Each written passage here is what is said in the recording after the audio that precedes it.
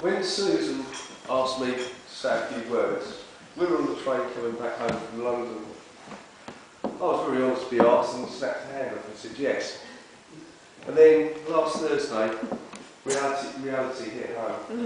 I hadn't a clue what I was going to say. But I watched another episode of Inspector Morse. And having seen that, I decided to follow in his footsteps when presented with a mental block. So, like him, I adjourned to the local pub. And after a few nights of brain damage, the dried up riverbed became an oasis of ideas. And this is what I came up with. I want to turn the clock back to the 21st of November, 1965. 22nd? No, 21st.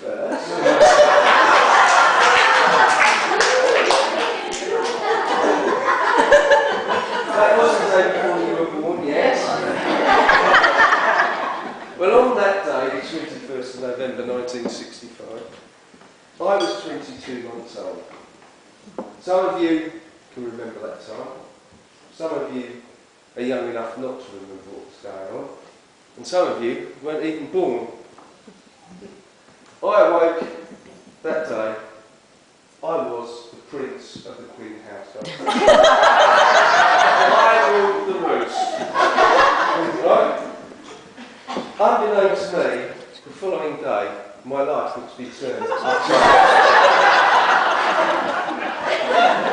A little princess, Suzanne Elizabeth, was born. To me, a wrinkly bundle of joy, who took over my mantle for the next year. Was I impressed? No. Equality was eventually restored, and Susan and I became best playfriends. Our lives were, however, to dramatically change on the 27th of September 1967. Stuart was born. For me, this was deja vu. For Suze, she now had a little baby brother who she could kiss, cuddle and fuss over. Unlike me, he couldn't run away. Unknown to us at the time, this was to be the beginning of Suze's sporting education, which would not come to the fore until a few years later. I'll come to that soon. At the age of 6, Suze had become a proper little lady. She loved dancing, went to ballet lessons, and every Sunday evening, when the top 40 was on the radio, she would drag Stuart up to dance. Well, this came to the fore when she decided that she was going to be Olivia Newton-John. And he had to be John Travolta. I can tell you now, Stuart's never been the same since. I'm still doing it now. Around the age of 7, Suze took up horse riding, and she would go horse riding every Saturday.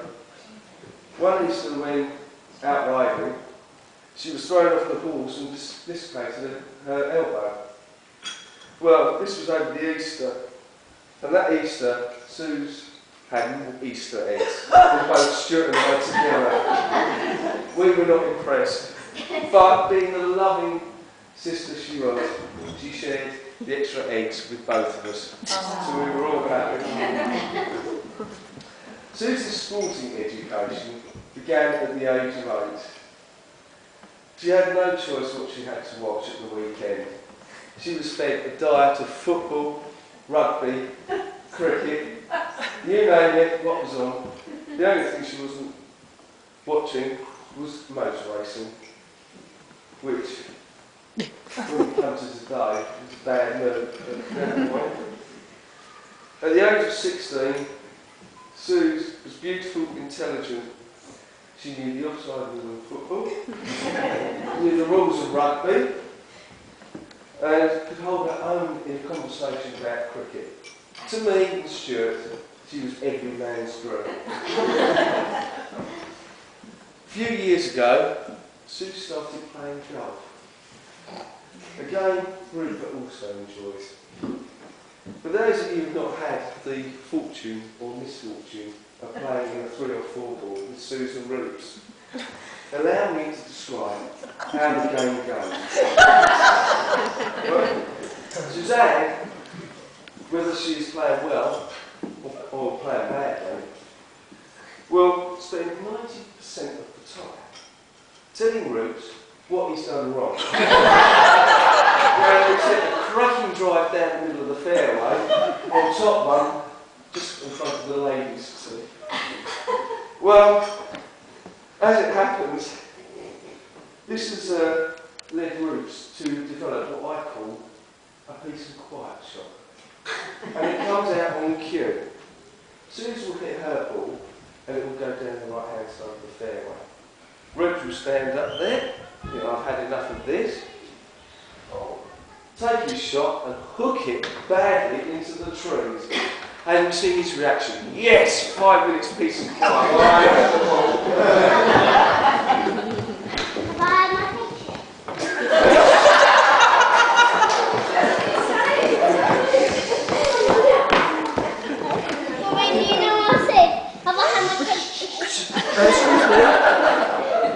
Can you be quiet?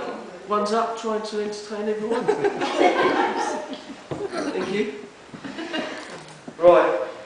The last couple of Christmases have been spent at Mum's with Sue's Roots, Jack and Julian. These have been fantastic for me and Mum.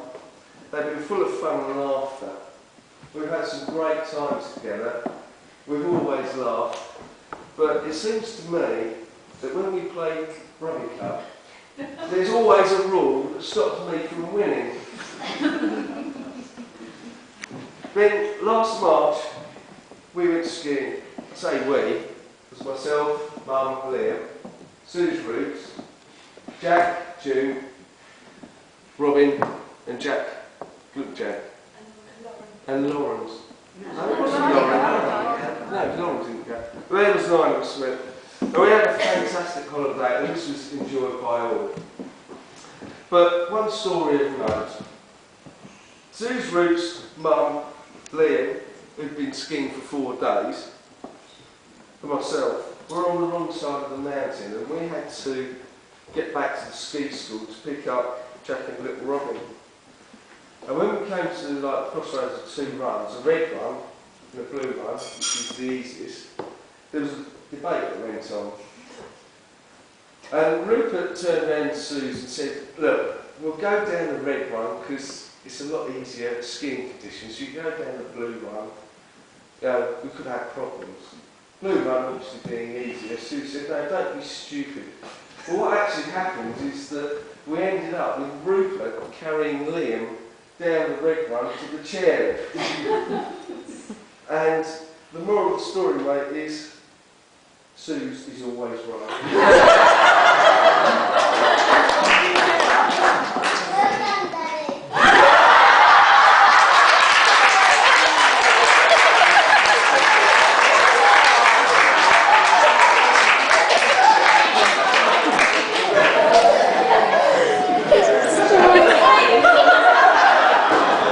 Right, I'm his agent, okay? Anyone wants to sign him up? Right, finally, you'll be glad to know I've come to the end of my speech. But I have one last story to tell. And I'm going to call this the War of the Meringues. Now, for those of you who don't know anything about this, which is probably 90%. I do. Yeah, I know.